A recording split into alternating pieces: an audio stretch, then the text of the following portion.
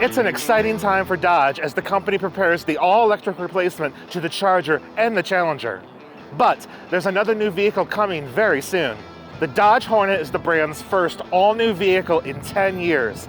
It's available in a gas-only GT version or a plug-in hybrid RT like you see right here. We're here in Asheville, North Carolina to see if this compact crossover delivers on the practicality that customers need and the Dodge attitude that customers expect.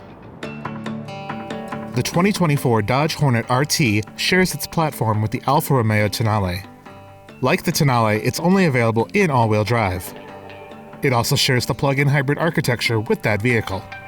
To differentiate, the Hornet RT has different headlights and a different front fascia. There is a prominent toaster slot up front to let cool air into the engine bay. Dodge also is quick to point out that the heat extractors on the hood are also functional.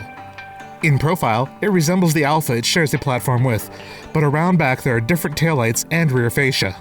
Also, it should be noted that the RT version has dual exhaust. The base GT model does not. That rear RT badge, if you look closely, you'll see there's a Fratzog Easter egg located in the letter R. Dodge claims it's one of the sportiest and quickest cars in its segment and encouraged us to put it through its paces.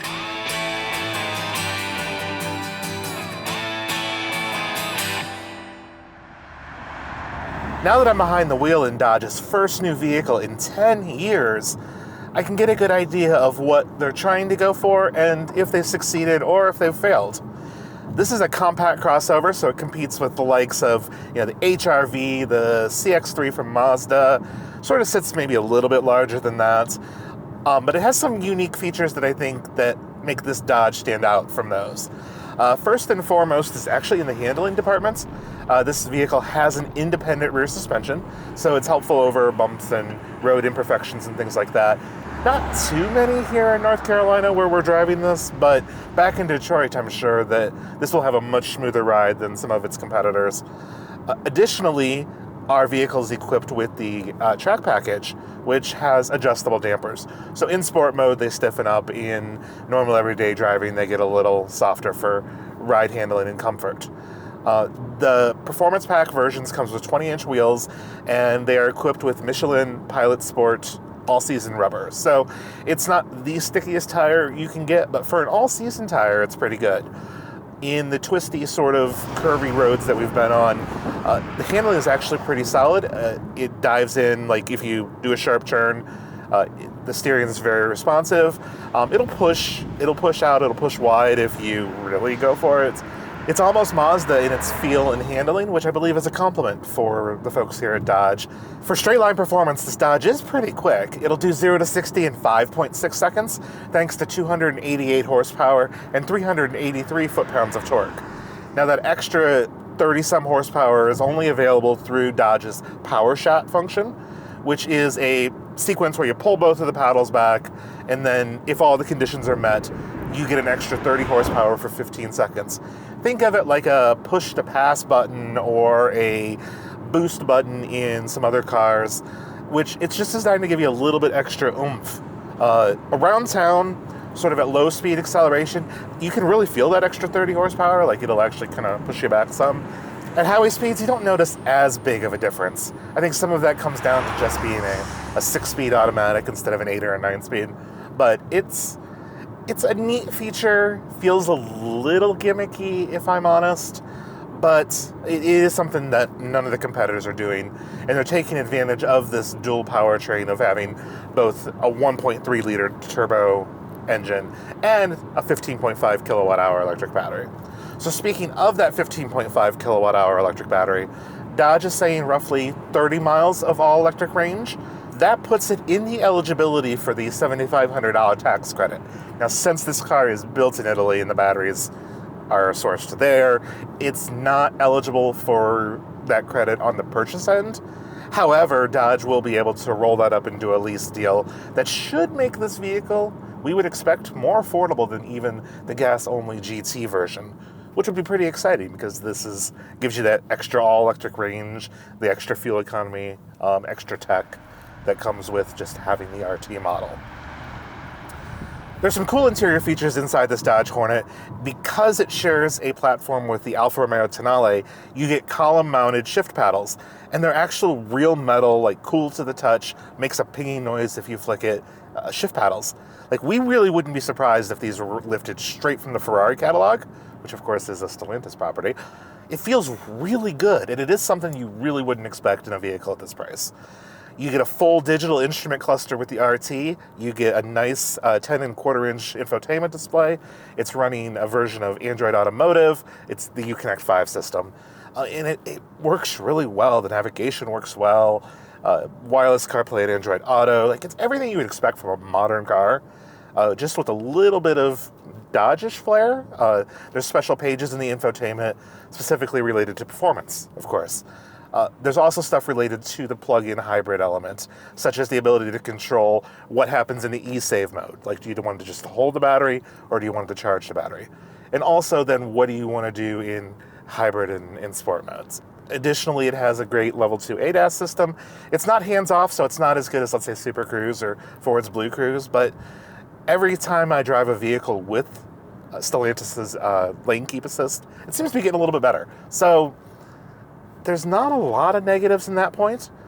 I do feel like this interior is a lot of Alfa Romeo, just with some Dodge stitching. I don't necessarily think that's a bad thing at all, especially when you start factoring in things like price. But it is interesting to pick both apart and see what is different. Because, I mean, this is clearly an Alfa steering wheel. It's clearly Alfa shift paddles. The seats are clearly Alfa designed with some Dodge stitching and coloring and stuff on it. So interior-wise, I don't know how much it differentiates from its Alfa cousin. Outside, it looks noticeably different. Different headlight design, different paint color options. There's some really cool paint color options on this vehicle, including a really light blue that kind of reminds me a little bit of Miami blue on a Porsche. I think the shade's a little off. As well as a gold yellow, sort of like a Hornet color. Because, hey, guess what? It's called the Hornet. But really, it's quiet at highway speeds for the most part. When the gas motor kicks in, like if you're idling through town and it needs a little bit of that power to charge the battery, it sounds a little loud. One other weird thing that I'm not sure is a big deal, but it is something that I noticed, is just how loud the turn signal is. So I'll click it on here. If you can hear it through the mic, you can sort of see it's kind of obnoxiously loud. I guess you'll never leave it on, so that's a good sign.